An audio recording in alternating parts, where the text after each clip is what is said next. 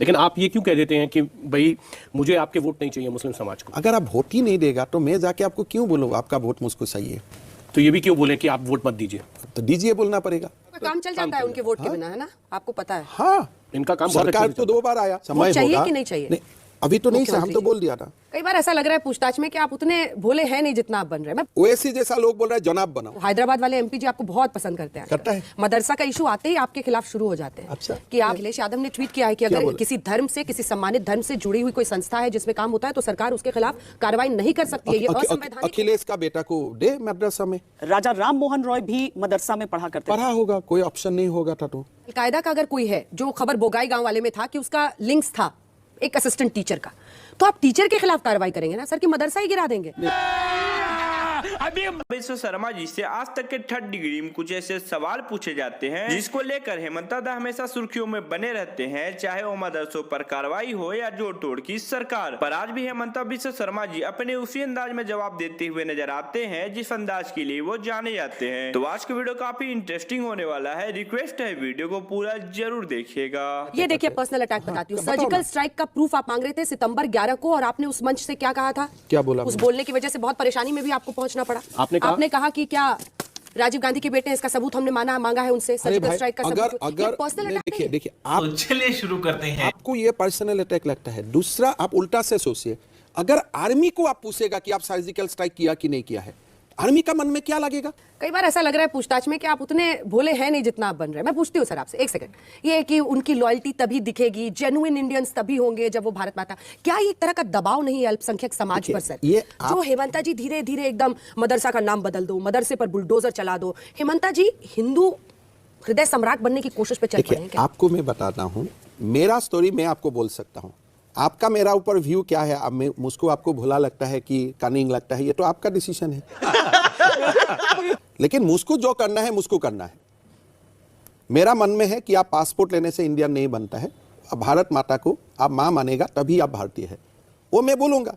उसमें अगर आपको दबाव दिखता है वो दबाव है, लेकिन आपको उसमें सच्चा सलाह दिखता है और एक कमोडिटी का भावों से मैं किसी को कुछ सिखाने का कोशिश कर रहा हूँ, वो भी कोई लोग देखेगा। वो तो अपना अपना नजरिया आपका ऊपर डिपेंड करता है। लेकिन आप ये क्यों कह देते हैं कि भाई मुझे आपके वोट नहीं चाहिए मुस्लिम समाज को? ये तो आपने बोला है। अभी मजा आएगा ना भिड़ो। मुस्लिम समाज को नहीं बोला, मैंने बोला इमिग्रेंट जो मुस्लिम है, थोड़ा डिफरेंस है आसाम में। लेकिन अगर आप वोट ही नहीं देगा तो मैं जाके आपको क्यों बोलूँ आपका वोट मुझको सही है? तो ये भी क्यों बोले कि आप वोट मत दीजिए? तो दीजिए बोलना पड़ेगा, कुछ तो बोलना ही पड़ेगा। या तो दीजिए बोलना पड़ेगा या तो नहीं दीजिए बोलना पड़ेगा। तो रहने दो फिर। काम चल जाता है उनके वोट के बिना, है ना? आपको पता है। हाँ, इनका काम बहुत सरकार अच्छा तो 2 बार आया, और जब उनका वोट का जरूरत होगा तो मैं जाके वोट बोलूंगा भी कि अभी वोट दीजिए। अभी असम में पंचायत और हमारा म्युनिसिपल चुनाव में काफी मुसलमान लोग बीजेपी को वोट दे रहे हैं। इंडियन मुसलमान लोग भी दे रहे हैं। आपको लग रहा है नहीं है आपके साथ? नहीं, महिला, because we are working lot on women empowerment among the Muslim community and there is a clear mindset change है। जब से ये तलाक बिल का खत्म हुआ, यूसीसी का बाद आने लगा, तो लोगों का माइंडसेट में चेंज है और धीरे धीरे मुसलमान महिलाओं बीजेपी से जोड़ जाएगा। ये मेरा एक, आप लोगों को मैं आज बोल के गया हूँ, 5 साल का बाद देखिए। तो मतलब आपको वोट चाहिए होगी जब समय चाहिए होगा कि नहीं चाहिए? नहीं, अभी तो नहीं से हम तो बोल दिया था। अभी जब 2016 एंड 2021 का चुनाव में मैंने बोला कि आप लोग वोट मत दीजिए, खाली स्कूल बनाने दीजिए। लोकतंत्र में अपने नागरिकों से ऐसा क्यों कहेगा? क्यों नहीं दीजिए बोलना पड़ेगा? तब मैं कुछ मत बोलिए ना, उनका राइट है वोट दे या ना दे, डाले। ठीक है, अगले बार कुछ नहीं बोलूंगा। यही बातें तो बाद में याद आती हैं। लेकिन नहीं बोलने से कंफ्यूजन स्टार्ट होगा। नहीं, कंफ्यूजन क्यों? तो फिर आप बोलेगा अपीसमेंट शुरू कर दिया आजकल बीजेपी भी। मैंने क्या बोला, पूरा सबको सुनिए।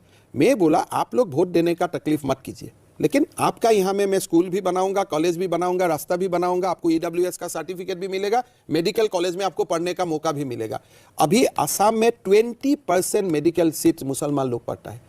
ओवैसी जैसा लोग बोल रहे हैं जनाब बनाओ। मैं तो वही पूछ रही थी मुख्यमंत्री जी, आपको पता है ना कि आपके बहुत फेवरेट, आप सबके बहुत फेवरेट बन गए हैं। वो हैदराबाद वाले एमपी जी आपको बहुत पसंद करते हैं। करता है। मदरसा का इशू आते ही आपके खिलाफ शुरू हो जाते हैं। अच्छा, जलवा है हमारा। अभी मैं हैदराबाद में गया था, भाग्यलक्ष्मी मंदिर में प्रणाम करके आया हूँ, और मंदिर में बहुत बड़ा वाइब्स है। और तब आप कह रहे हैं कि आप हिंदुत्व के पुरोधा नहीं बनना चाहते? मैं तो हिंदू तो हूँ। अखिलेश यादव ने ट्वीट किया है कि अगर किसी धर्म से, किसी सम्मानित धर्म से जुड़ी हुई कोई संस्था है जिसमें काम होता है तो सरकार उसके खिलाफ कार्रवाई नहीं कर सकती है। ये असंवैधानिक। अखिलेश का बेटा को दे मदरसा में। क्या बढ़िया था गुरु। वो वैसे ही कहते हैं कि जो अनपढ़ हैं वो इस बात को समझ नहीं सकते। राजा राम मोहन रॉय भी मदरसा में पढ़ा करते थे। पढ़ा होगा, कोई ऑप्शन नहीं होगा था तो। लेकिन राजा राम मोहन राय तो जनाब नहीं बना ना। हाँ तो नहीं बना ना, वही तो नहीं कह रहे हैं बना। कि मदरसा से पढ़ने वाला हर नहीं व्यक्ति। नहीं, राजा राम मोहन राय को उस समय हमारा पहला का सीएम तरुण गोगोई साहब भी, वो भी मद्रासा में पढ़ा था। मैं एक नेम और ऐड कर देता हूँ, लेकिन उन्होंने उनका बेटा को मद्रासा में नहीं डाला। पर वो भी तो वहां से निकल कर नहीं, सीएम वो बने। तो निकल दिया ना। बिकॉज मेरा अगर घर का पास में कुछ नहीं है, उस समय मेरा पिता माता साता था, मुझको कुछ मिले। लेकिन आज भारतवर्ष स्वाधीनता हो जाने का बाद, आफ्टर 75 ईयर्स का बाद, आज कोई राजा राम मोहन राय जन्म होगा मद्रासा से होगा क्या? आपको लगता है क्या? आज कोई नहीं बन सकता है वहां से। अभी 10 साल से तो हमको ये नहीं देखा। आपने देखा है क्या? किसी को तो इंटरव्यू भी मैं आज तक में नहीं देखा हूं कि आप ऑप्शन नहीं है तो आप हर जगह में आप जाएगा। लेकिन क्या आपने आपका बेटा को वहां में डाला? अगर if you are proud about that education, आपको अपना बेटा को वहां डालना चाहिए था। लेकिन मैंने तो देखा हूं शिक्षित मुसलमान समाज का भी बच्चा भी मद्रसा में नहीं जाता है, खाली गरीब लोगों को भेजा जाता है। अगर काल एम्स का डॉक्टर ने अपना बेटा को भी एज ए रूल, कोई एक्सेप्शन है अलग बात है, as a rule, it is a rule of the Muslim community कि मैं एकदम डॉक्टर इंजीनियर समाज में एमपी एमएलए बनने का बाद भी मेरा बेटा बेटी को मैं मद्रसा में ही भेजता हूं, it is a different thing. But मेरा प्रॉब्लम है गरीब बच्चा को मत भेजो। यही बातें तो बाद में याद आती हैं। अलकायदा का अगर कोई है, जो खबर बोगाई गांव वाले में था कि उसका लिंक्स था एक असिस्टेंट टीचर का, तो आप टीचर के खिलाफ कार्रवाई करेंगे ना सर, कि मदरसा ही गिरा देंगे? नहीं, आपको एक बात मैं बताऊं, मंदिर हो, मस्जिद हो, मद्रसा हो, these are link to religion. अगर उसमें कोई बुरा काम होता है और देश विरोधी काम होता है, वो समाज भी स्वीकृति नहीं देता है। और उसमें अगर आप सौंप बन जाते हैं, भाई ये तो ऐसा ही हुआ है, खाली लोगों को ही क्यों नहीं कर देते हो, सब बनेगा तो ये देश नहीं रहेगा। आपको देश को बसाना है तो टफ स्टैंड लेना पड़ेगा।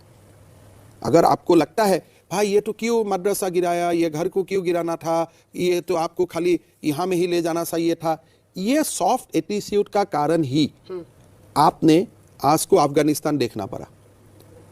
कंप्लीट ट्रांसफॉर्मेशन हो गया ना हिमंत बिस्वा शर्मा का, एक कांग्रेसी से अब एकदम तटस्थ सख्त नेता। नहीं, अगर नहीं सुन रहे मस्जिद पे ये करा कभी दो, मदरसे पर मस्जिद में कभी बुलडोजर मत चलाओ। देखो बुलडोजर वाला डीएनए कहां से आ गया? नहीं, मस्जिद को कभी, मस्जिद मंदिर को एक साइड में छोड़ दो, वो हम लोग का डिस्कशन का टॉपिक नहीं है। मदरसा। लेकिन जो मद्रसा हो या कोई नॉर्मल हाउस हो, अगर वो अलकायदा का घाटी बन जाता है और देश विरोधी घाटी बन जाता है, तो आपको कानून का कायदा में रहते हुए you have to take toughest possible action. फिर आप देखो ये पार्टी में ज्वाइन किया है, किस लिए? उनका ऊपर ईडी का केस है। अरे भाई तुम्हारा वहां में था तब भी तो उनका ऊपर ईडी में केस था, तुमने क्यों उसको एक्सपेल नहीं किया? बोले बीजेपी में गया वॉशिंग मशीन हो गया। अरे भाई तुम्हारा पार्टी में जब था, तुम उनको पार्लियामेंट्री बोर्ड का मेंबर बनाया था, सीडब्ल्यू से मेंबर बनाया था, उस समय तुम वॉशिंग मशीन नहीं था क्या? अच्छा बात नहीं है। हेमंत जी एक चीज बताइए, आप क्या आप कांग्रेस के अंदर सिर्फ गांधी परिवार को रहने देना चाहते हैं, बाकी सब इधर ले आएंगे? कांग्रेस के तमाम नेता छोड़ के चले जाएं, सब आप ही करते हैं। 2015 I think I have given an interview in India Today कि कांग्रेस में गांधी ही रह जाएगा। 2015 if I remember I give a interview to India Today कि कांग्रेस में खाली गांधी ही रह जाएगा। आप लग गए उस मिशन में, मिशन इम्पॉसिबल को नहीं, पॉसिबल मिशन वो मिशन नहीं है, this is a natural course.